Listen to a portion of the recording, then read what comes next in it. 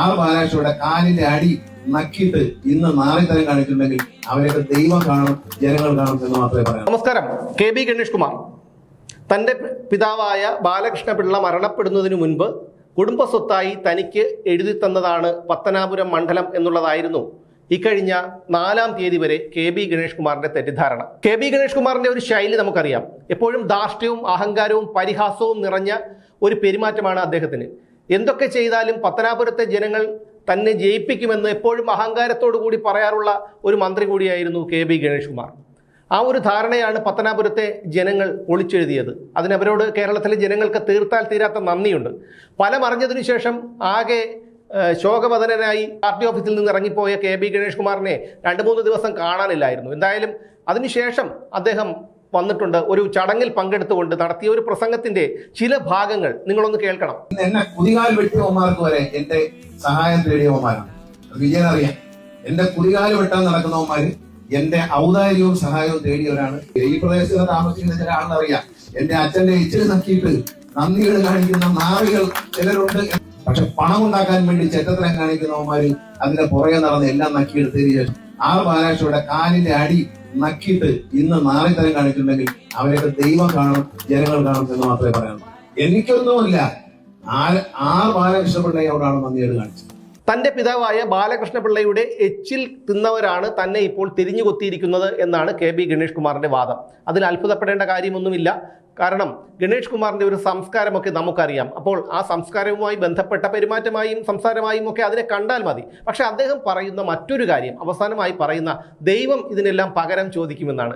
KB Ganesh Kumar മനസ്സിലാക്കേണ്ട ഒരു കാര്യം, ദൈവം പകരം ചോദിച്ചതാണ് ഇപ്പോൾ താങ്കൾ തോറ്റു തുന്നം പാടി നാണം കെട്ട് വീട്ടിലിരിക്കേണ്ടി വരുന്നത്. ഗണേഷ് കുമാർ മറന്നെങ്കിലും കേരളത്തിലെ ജനങ്ങൾ മറക്കാത്തൊരു കാര്യമുണ്ട്.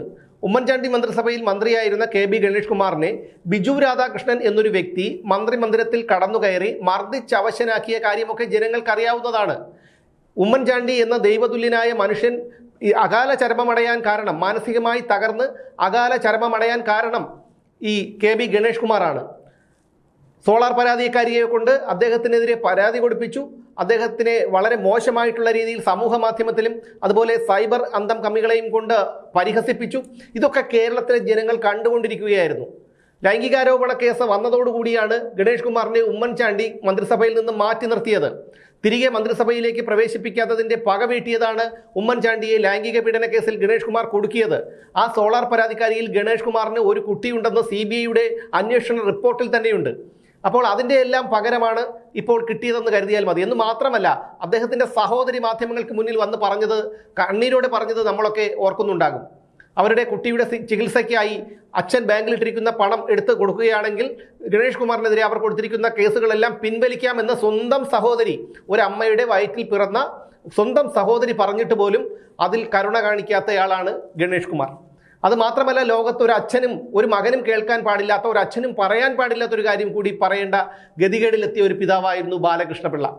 എൻ്റെ ഭാര്യയിൽ എനിക്ക് വിശ്വാസമുള്ളത് കൊണ്ട് ഗണേഷ് കുമാർ എൻ്റെ മകനാണെന്ന് ഞാൻ വിശ്വസിക്കുന്നു എന്ന് പറയേണ്ട ഒരവസ്ഥ ബാലകൃഷ്ണപിള്ളയ്ക്ക് ഉണ്ടായി. ഇതിൻ്റെ എല്ലാം ഫലമാണ് ഗണേഷ് കുമാർ ഇപ്പോൾ അനുഭവിക്കുന്നത്. മന്ത്രിയാക്കാത്തതിൻ്റെ പകയാണ് ഉമ്മൻചാണ്ടി എന്ന ജനകീയനായ ദൈവതുല്യനായ മനുഷ്യനോട് ഗണേഷ് കുമാർ വീട്ടിയത്. എന്ന് മാത്രമല്ല, 2-3 മാസങ്ങൾക്ക് മുമ്പ് പോലും ഉമ്മൻചാണ്ടിയെ അനാവശ്യമായി ചർച്ചയിലേക്ക് വലിച്ചിട്ട് അദ്ദേഹത്തെ അധിക്ഷേപിക്കാൻ ഗണേഷ് കുമാർ ശ്രമിച്ചിരുന്നു. എന്ന് മാത്രമല്ല, അദ്ദേഹത്തെ ഞാൻ കൂടുതൽ പറയുന്നില്ല, എന്നെ കൊണ്ട് പറയിപ്പിക്കരുത് എന്നുള്ള ഭീഷണിയൊക്കെ മുഴക്കിയിരുന്നു. സുരേഷ് ഗോപിയോട് പെരുമാറിയ കാര്യമൊക്കെ അറിയാം. അദ്ദേഹത്തെ അധിക്ഷേപിച്ച കാര്യമൊക്കെ പലപ്പോഴും നമ്മൾ കണ്ടതാണ്. അങ്ങനെ എപ്പോഴും അഹങ്കാരത്തിൻ്റെ ഒരു കൂടായിരുന്നു ഗണേഷ് കുമാർ എന്ന് പറയുന്ന ഈ മന്ത്രി. KSRTC ഡ്രൈവർമാരോടൊക്കെ പെരുമാറിയ കാഴ്ചയും നമ്മൾ കണ്ടു. അതുകൊണ്ട് ഗണേഷ് കുമാറിൻ്റെ കൂടുതൽ കാര്യങ്ങളൊന്നും എടുത്തു പറയേണ്ട കാര്യമില്ല. പക്ഷേ ഈ ദൈവം എല്ലാം കാണുന്നുണ്ട്, അതിൻ്റെ ശിക്ഷ ദൈവം കൊടുത്തുകൊള്ളും എന്ന് ഗണേഷ് കുമാർ പറയുമ്പോൾ അതിനെക്കുറിച്ച് പറയാതിരിക്കാൻ നമുക്ക് കഴിയില്ല. കാരണം ഗണേഷ് കുമാറിന് ദൈവം കൊടുത്തിരിക്കുന്ന ശിക്ഷയാണ് അച്ഛൻ്റെ ശാപം, സഹോദരിയുടെ ശാപം, ഉമ്മൻചാണ്ടിയുടെ ശാപം, അദ്ദേഹത്തിൻ്റെ കുടുംബത്തിൻ്റെ ശാപം, കേരളത്തിലെ അങ്ങോളം ഇങ്ങോളമുള്ള നിരവധി ഉമ്മൻചാണ്ടിയെ സ്നേഹിക്കുന്ന നിരവധി ആൾക്കാരുടെ ശാപം. ഇതെല്ലാം ഗണേഷ് കുമാറിനെ അനുഭവിക്കാതെ തരമില്ല. പണം കൊണ്ടും അധികാരം കൊണ്ടും കുടുംബ മഹിമ കൊണ്ടും ഒന്നും നമുക്ക് നിലനിൽക്കാൻ കഴിയില്ല. അതിന് നമ്മുടെ ജീവിതം ഒരു പരിധി വരെ സത്യസന്ധമായി തന്നെ മുന്നോട്ട് പോകണം. അത് ഗണേഷ് കുമാറിന് ഉണ്ടായില്ല. അതിന്റെ ഫലമാണ് ഗണേഷ് കുമാർ അനുഭവിക്കാൻ തുടങ്ങുന്നതേയുള്ളൂ. ഇനി അങ്ങോട്ട് ഗണേഷ് കുമാറിന്റെ സ്ഥിതി വളരെ പരിതാപകരമായിരിക്കും. കാരണം കേരള കോൺഗ്രസ് ബി എന്ന ബ്രാക്കറ്റ് പാർട്ടി ഇതോടുകൂടി അവസാനിച്ചിരിക്കുകയാണ്. ജ്യോതികുമാർ ചാമക്കാല അവിടെ വർഷങ്ങളോളം പത്തനാപുരം മണ്ഡലത്തിൽ താമസിച്ച് പ്രവർത്തിച്ച ആളാണ്. അതുകൊണ്ടാണ് അദ്ദേഹത്തിന് അതുപോലെ ഒരു വിജയം അവിടെ കിട്ടിയത്. പിന്നെ മനസ്സിലാക്കേണ്ട ഒരു കാര്യം, പത്തനാപുരം എന്ന് പറയുന്നത് അവിടുത്തെ ജനങ്ങളും ചിന്താശേഷിയുള്ളവരാണ്.